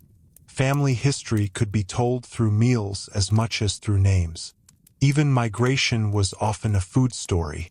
People moved toward towns for work, toward better land, toward relatives with stronger stores, toward monasteries or charitable institutions in bad years. Hunger rearranged geography. Monasteries, especially, occupied an interesting place in popular imagination. They could represent stability. Bread ovens, fish ponds, gardens, grain stores, organized labor, but also resentment when wealth seemed too visible beside local poverty. Ordinary people judged institutions by how they handled food because food revealed character. A monastery known for hospitality built trust. One known for excess during local scarcity built anger. The same applied to noble households. Great feasts projected power, but they could also look morally ugly if surrounding villages struggled. Medieval people were fully capable of noticing hypocrisy. They did not need modern language for inequality to understand it. Food exposed hierarchy more honestly than clothing sometimes did. A fine cloak might appear on feast day, but daily bread revealed the real structure of life. There was also humor in ordinary food culture. People joked about bad cooks, weak ale, greedy innkeepers, monks too fond of good fish, and bakers whose loaves seemed to shrink mysteriously. Humor often grows around necessity because necessity gives everyone shared reference points. Complaint itself became a form of social life. People argued over cheese quality, over whose geese ruined whose garden, over whether someone's brewing had become suspiciously poor. These were not trivial matters. They were the ordinary politics of living close together. And then there were tastes that modern audiences often misunderstand. People did not necessarily crave what we would choose. Sourness from ale, sharpness from aged cheese, the strong smell of preserved fish, the heaviness of dark bread. These were familiar, not automatically unpleasant. Taste is trained by life. Comfort often sounds strange from a distance. Likewise, the famous medieval love of spices among the wealthy is often misrepresented as an attempt to hide spoiled meat. In reality, people recognized spoiled food. Spices were expensive signals of trade, status, and taste, not magical disguises for rot. Ordinary people, however, were far more likely to rely on onions, mustard, herbs, and vinegar than imported cinnamon. This difference matters because it reminds us that ordinary medieval food was not failed luxury. It was its own system, built for endurance rather than display. A peasant's good loaf was not a poor noble's loaf. It was success on its own terms. Perhaps the deepest misunderstanding of all is the idea that ordinary medieval people were constantly dreaming only of rich food. Of course, abundance was attractive, but familiarity had power too. A known loaf, a reliable pot, a good local cheese, strong household ale. These were not second-best substitutions for fantasy. They were signs that life was functioning. Security tastes different from luxury, and nowhere was that more visible than at the village table during planting season, when the household sat with tired bodies, smaller stores, and the uncertain comfort of knowing that tomorrow the fields would ask again. More labor, more patience, and one more act of faith that seed placed in dark soil would return one day as bread. That act of faith was repeated so often that it could almost disappear into routine, but for ordinary medieval people, planting grain was never truly ordinary. To press seed into dark soil after a difficult winter required a kind of disciplined optimism. You were placing food you could eat today into the ground and choosing not to touch it, trusting weather, labor, and time to return it months later in greater form. That trust was not sentimental. It was practical, and it could be painful. A family that had barely survived winter might stand at the edge of a field, knowing that part of the grain in their hands represented real hunger postponed. Children could be thinner than usual, ill weaker, bred smaller, yet the seed still had to be sown. Medieval survival often depended on accepting short-term discomfort for uncertain long-term reward. This is why spring labor carried emotional weight beyond exhaustion. Plowing, sowing, harrowing, repairing boundaries, tending animals, checking drainage. These were not simply agricultural tasks. They were acts of argument against fear. And because medieval life was built on repeated seasons, people remembered years by harvest outcomes. Not the year I was 12, but the year of the bad oats, the year frost killed the orchard, the year the pigs fattened unusually well, the year the river fish failed, the year bread became frighteningly expensive. Food created chronology. This memory also shaped local wisdom. People watched older neighbors closely because old people remembered more weather. They remembered patterns, danger signs, and small warnings. Knowledge was not only written in books. It lived in people who had seen enough seasons to distrust easy confidence. A village did not face food alone as isolated households. Even where competition, resentment, and hierarchy existed, food created unavoidable interdependence. One family might borrow seed grain. Another might lend an ox for plowing. Someone else might trade labor during harvest for help repairing a roof. A widow might depend on kin, a servant on a master, a small tenant on a better-off neighbor. This did not always produce kindness. Produced entanglement. The same people who helped each other could also judge each other harshly. Borrow too often, and generosity turned to suspicion. Fail to repay grain, and reputation suffered. Refuse help in a crisis, and memory lasted for years. Food was social credit as much as nourishment. This is one reason gossip mattered so much. A household known for good management carried respect. One known for waste, drunkenness, or constant shortage carried a different kind of reputation. People were judged partly by the condition of their table. Even the appearance of children reflected this. Well-fed children suggested competence, luck, or relative prosperity. Thin children invited sympathy, concern, or sometimes unfair blame. Medieval people read bodies economically. In towns, this reading became even sharper because class stood closer together. A baker's apprentice might pass a merchant's rich table on the way to carrying stale loaves to poorer customers. Servants worked inside households whose meals reminded them daily of hierarchy. Urban food life made inequality visible through smell alone. Smell, in fact, was central to medieval eating in ways modern people often forget. Fresh bread announced itself through streets. Bad fish could not hide. Smoke clung to kitchens. Brewing filled neighborhoods with sharp, familiar scents. Salted meat, onions frying in fat, vinegar, damp grain, cheese cellars.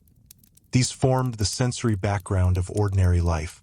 People judged food partly through smell because they had to.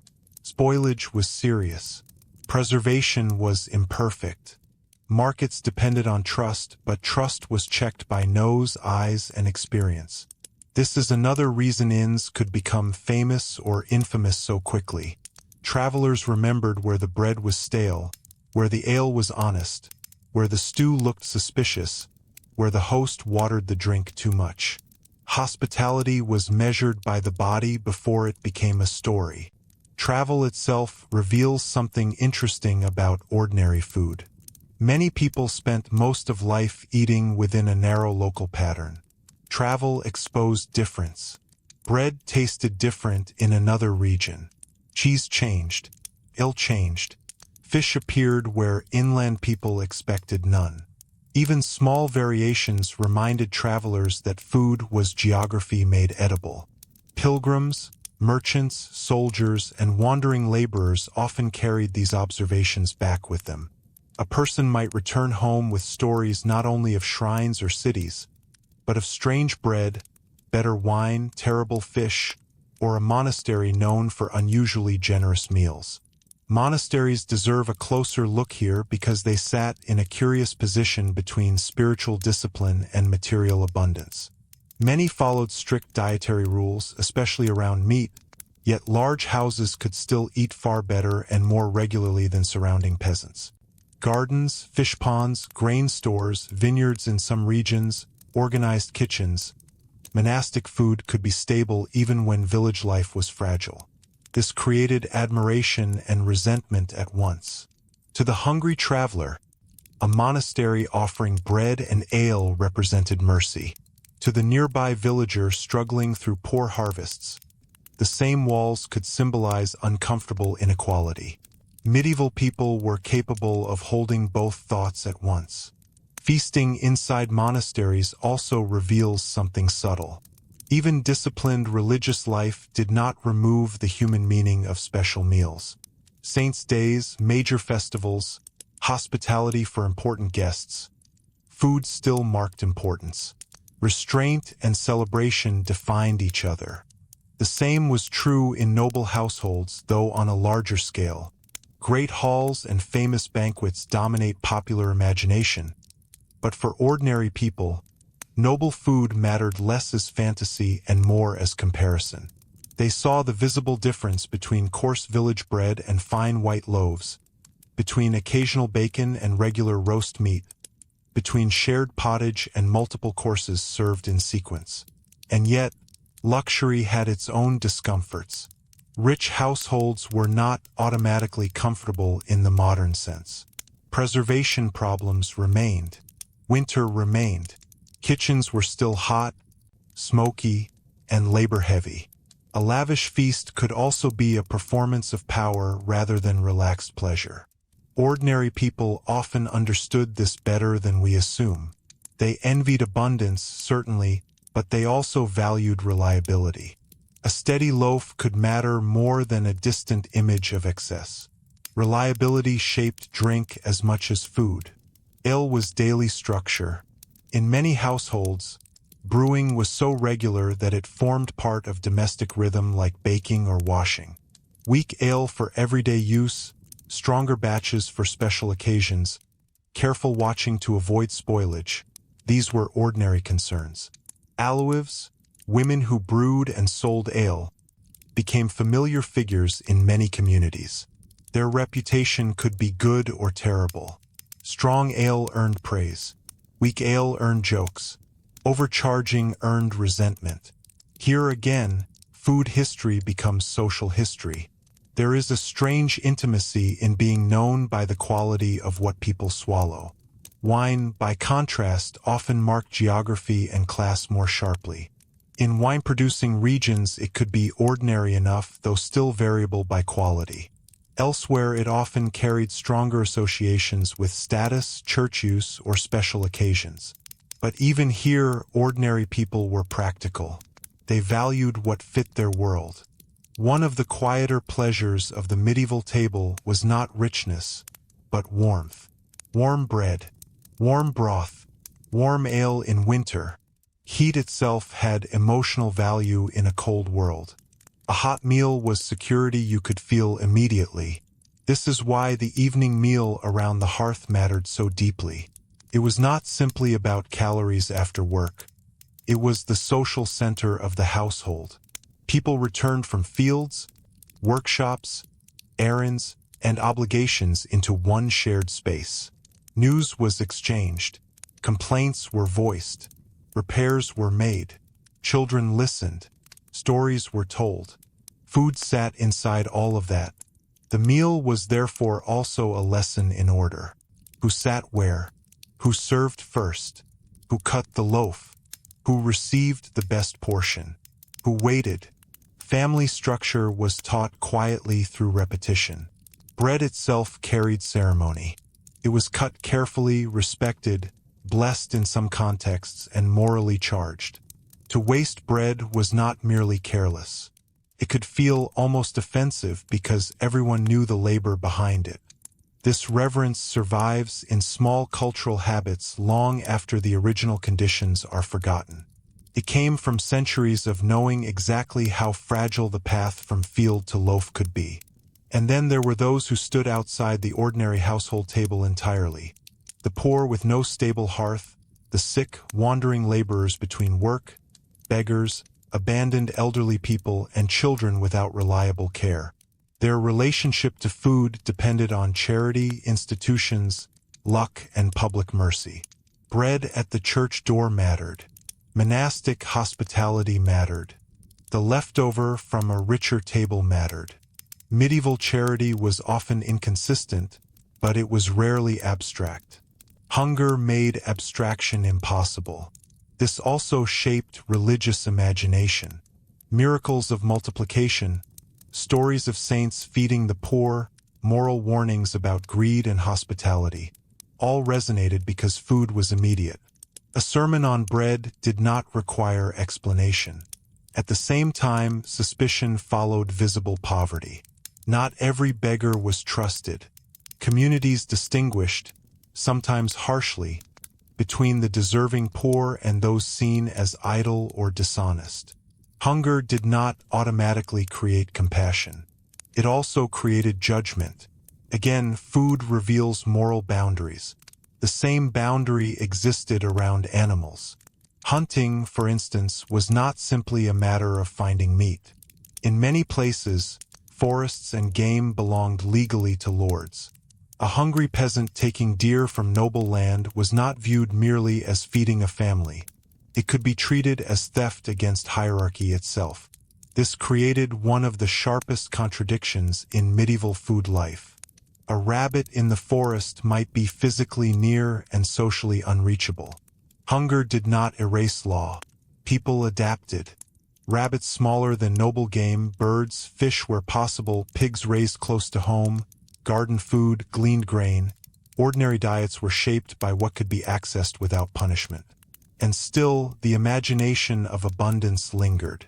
Feast days, weddings, harvest suppers, Christmas tables, these moments mattered partly because they briefly suspended ordinary arithmetic.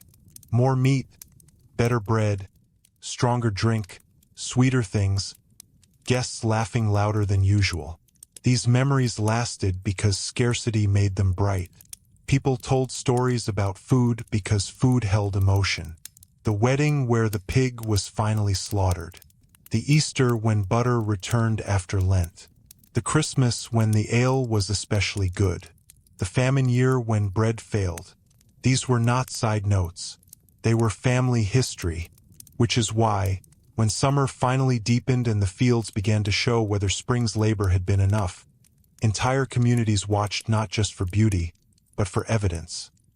Grain heads filling properly, animals holding weight, gardens answering faithfully, because the question planted months earlier was beginning, slowly, to take visible shape. Because by summer the fields could no longer hide the truth, people learned to read them with remarkable precision. Grain either stood with promise or it did not. Heads were either filling well or looking disappointingly thin. Too much rain left worry in the roots. Too much sun hardened the soil too early. A healthy field offered more than visual beauty. It offered a kind of temporary emotional stability. For ordinary medieval people, this was not optimism in the abstract. It was arithmetic becoming visible. A good-looking wheat field could mean better bread, fewer debts, stronger ale, animals fed properly, and a winter entered with less fear. A poor field meant the opposite long before harvest officially began. People could often sense trouble months before the first empty loaf made it obvious. Summer, therefore, carried a strange emotional balance. It looked abundant, but much of that abundance was still untouchable. Grain standing in the field could not yet be eaten safely. Fruit not fully ready remained promise rather than food. The household might still be in the leanest stage of the year while surrounded by signs of coming relief. This tension shaped daily appetite. People waited. Fresh vegetables from gardens began to improve the table more noticeably. Peas, beans, onions, herbs, cabbages, turnips, and regional varieties of greens gave the pot new life. The return of freshness after the preserved months of winter and early spring was not a small comfort. It changed digestion, energy, and mood. A pot with green herbs tasted like confidence. Milk production often improved too as grazing strengthened. Butter and soft cheeses returned in richer forms. Eggs became more dependable. For households with access to dairy animals, summer could feel like the season when the kitchen breathed again. Still, abundance required work before it became comfort. Gardens needed constant attention. Animals needed watching. Hay had to be cut and stored. Haymaking itself mattered enormously because winter food for animals determined winter food for people.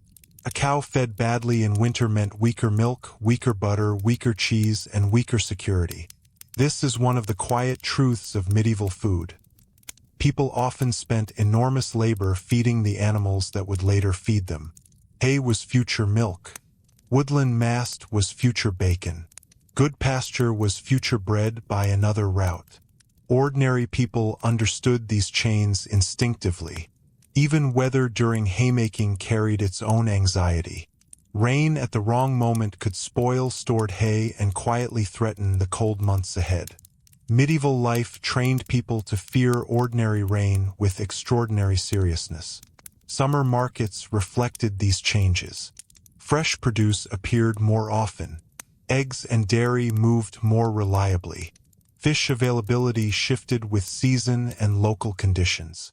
People who had endured the narrow winter table could feel the difference in the marketplace. Prices, smells, colors all changed. Markets were also places where class difference remained visible. Better produce went to better tables. Fine fruit, fresh white bread, quality fish, imported goods, stronger wine. These signaled wealth. But ordinary people were not simply standing outside luxury looking in. They had their own standards of good food. A strong village cheese, fresh brown bread from a successful baking day, peas cooked well with onions and a little fat, ale brewed honestly. These were sources of pride, not merely substitutes for noble cuisine. This matters because historical dignity is often lost when we describe ordinary food only by what it lacked. Most people were not measuring every meal against aristocratic banquets. They were measuring it against hunger, against last year's poor harvest, against whether the children seemed stronger, against whether winter might be less frightening this time. Success was local. Summer also brought labor movement. Harvest workers, seasonal servants, travelers, and wandering poor moved through the landscape differently during these months. Employment followed crops. A man might leave one village temporarily for better wages elsewhere. A woman might enter service where food security seemed stronger than home. This movement reminds us that food was a reason people moved long before modern labor economics described it neatly. Even marriage timing could reflect agricultural rhythm. Weddings often made practical sense around labor calendars and food availability. A feast required resources. A new household required planning. Love, where it existed, still had to negotiate with bread. Harvest festivals and parish gatherings also began to take emotional shape before the grain was fully in. Communities anticipated them not only for celebration, but because successful harvest meant visible proof that another year had been won. But until grain was safely cut, dried, and stored, caution remained. This caution explains why storms could transform a village's mood overnight. A summer thunderstorm was not simply weather. It could flatten grain, spoil hay, flood paths, or destroy the confidence people had slowly built. Medieval people watched clouds like accountants. One storm could change winter conversation. Children learned this too. They were sent to help, to watch geese from gardens, to gather fruit, to carry water, to work in ways small enough to seem ordinary and large enough to matter. Childhood was woven into the household economy because the household could not afford separation between adult life and survival. Even play often happened near labor around fields, kitchens, workshops, and animals. Food shaped childhood memory. The same was true for aging. Older people who could no longer work heavily still contributed through watching children, preserving food, advising younger hands, remembering better methods, and noticing signs others missed. Knowledge had practical value. An elderly woman who knew exactly when apples should be dried or how cheese should be turned was part of the food system as surely as the strongest field worker. This continuity of knowledge mattered because medieval food depended less on invention and more on remembering what worked. Modern life often treats novelty as progress. Medieval households treated reliability as wisdom. That reliability extended to taste. Recipes, where they existed for ordinary people, were often habits rather than written instructions. A person knew how much salt felt right, how thick pottage should be, how long ale should stand, how dough should respond in warm weather. Skill lived in the hand. This is why food history can feel frustratingly invisible in records. The most important knowledge was often too ordinary to write down. People do not usually record what everyone assumes. And yet, that invisible knowledge held entire communities together. Consider brewing. Weak household ale was daily nourishment, but it was also microbiology managed by experience rather than theory. Grain, water, timing, cleanliness within practical limits, patience. Failure meant waste. Success meant comfort. People joked about bad ale because good ale mattered.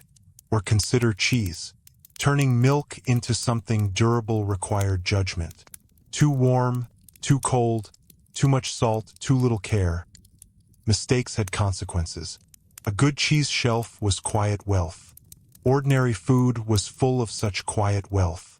Fruit preservation followed the same logic. Apples dried, pears stored, berries turned where possible into lasting forms, nuts gathered and guarded. Summer sweetness had to be translated into winter usefulness. The orchard was not decoration. It was strategy. Honey occupied a similar place. Bees offered sweetness, wax, and status beyond their size. Honey sweetened food, supported medicine, and created drink. It was ordinary luxury, still valuable but not unreachable in the way imported sugar often was. Sweetness itself had moral and emotional weight because it was limited. A child given honey remembered it. A feast sweetened with fruit or honey carried brightness that lasted in memory. Again, repetition made pleasure sharper. And pleasure was important because ordinary life could be exhausting. People were not machines calmly accepting scarcity. They desired comfort, preferred certain foods, disliked others, argued over quality, and celebrated when the table improved. Medieval appetite was human appetite shaped by different limits. This becomes especially clear when we look at complaints. People complained constantly about food. About weak ale, oversalted fish, stale bread, poor hospitality, dishonest bakers, greedy millers, badly cooked beans, meat that was too tough, cheese that had turned badly, and inns that served more disappointment than supper. Complaint proves expectation. People who expect nothing do not complain with such detail. This is one reason ordinary food is so revealing. It shows not only what people endured, but what they believed they deserved. And often they believed they deserved fairness. Bread weight should be honest. Ale should not be watered unfairly. A lord should not demand impossible dues after crop failure. A monastery should feed the poor if it claimed moral authority. Hospitality should carry dignity. Food justice was not modern language, but the idea was deeply familiar. When these expectations failed, anger could travel quickly. Yet for most households, life remained built from patience rather than confrontation. The rhythm was slower, watching, saving, stretching, hoping, and by late summer, all of that patience approached its great annual judgment. The grain changed color. The fields shifted from promise toward decision. Tools were checked, sickles repaired, labor planned. Neighbors calculated who would help whom first. Extra hands became valuable. Employers prepared to feed workers properly because exhausted harvest labor could not run on thin soup alone. The village began to lean toward one moment. There is something almost ceremonial about the first cut of harvest grain. Not because it was dramatic in appearance, but because everyone understood what it meant. Months of uncertainty narrowed into action. Standing grain was still possibility. Cut grain became survival. This was the point where medieval food stopped being hope and became labor again. And as the first sheaves fell and the fields opened under late summer light, every ordinary household knew that the next few weeks would decide far more than the taste of bread. They would decide the shape of the entire year to come. And that, perhaps, is the simplest truth about what medieval food was really like for ordinary people. It was never just food. It was weather and waiting. It was rent and religion. It was marriage, reputation, childhood, and old age. It was the smell of bread on baking day and the quiet fear of an empty grain chest in late winter. It was the difference between a weak ale and a good one, between a thin pottage and a rich one, between a household entering winter with confidence or with dread. Modern imagination often looks backward searching for dramatic feasts or strange recipes, but most medieval lives were shaped by something quieter. The repeated question of whether tomorrow's meal could be trusted. A loaf of coarse bread on a wooden table might not look like much to us now, but inside that loaf lived an entire world. Seeds saved through hunger, fields watched through bad weather, labor shared across a village, grain carried to the mill, dough kneaded by practiced hands, heat judged by experience, and hope measured not in luxury, but in enough. That is why bread carried moral weight. To waste it felt wrong because people knew what stood behind it. To steal it felt personal because it threatened survival. To share, it could be remembered for years because generosity was never abstract when hunger was close. Ordinary medieval people were not living in a fantasy of endless banquets, nor in a permanent landscape of misery. They lived in a world of repetition, skill, anxiety, and small satisfactions. A better cheese shelf, a pig that fattened well, stronger butter in spring, a wedding feast where the meat was generous, a harvest that arrived safely before the rain. These were victories, and perhaps that is the part modern viewers understand last. Luxury and comfort were not always the same thing. For many people, comfort was not exotic spice or noble wine.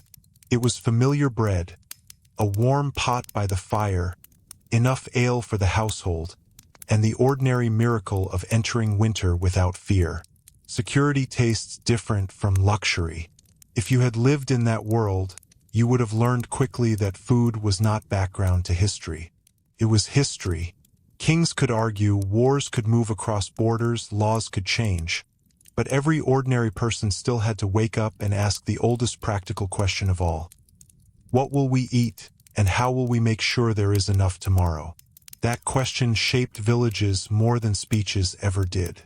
It shaped love because marriage changed the table. It shaped faith because fasting and feast gave appetite moral meaning. It shaped justice because unfair bread prices could feel like a broken society. It shaped memory because people remembered years through harvests and hunger as much as through names and dates. And it shaped dignity because to feed your household well, even modestly, was one of the clearest ways to prove competence, care, and belonging.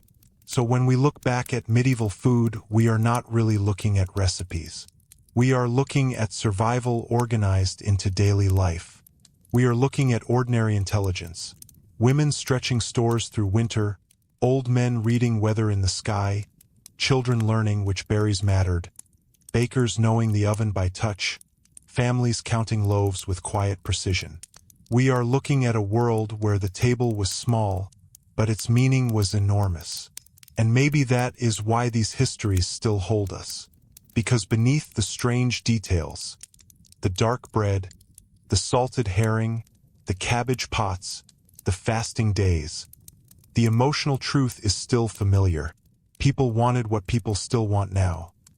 Enough food, enough safety, a little comfort, and the hope that the people they loved would make it through another season. The Middle Ages were different, certainly, but the relief of warm bread after a hard winter would have felt very recognizable. The comfort of sharing a meal at the end of a long day would have felt recognizable. The fear of scarcity would have felt recognizable. And the gratitude for an ordinary table that was, for once, full enough, that too would have felt very familiar. So the next time medieval life is imagined only through castles, kings, or great feasts, it may be worth remembering the quieter center of it all. The village hearth, the heavy loaf, the simmering pot, and the people who built entire lives around making sure it would all still be there tomorrow. And if one detail from tonight surprised you most, I'd love to hear which part stayed with you. Thank you for spending this time here. And if you enjoy these calm journeys into the quieter corners of history, subscribe and come back for the next one. There is always another ordinary world waiting behind the past.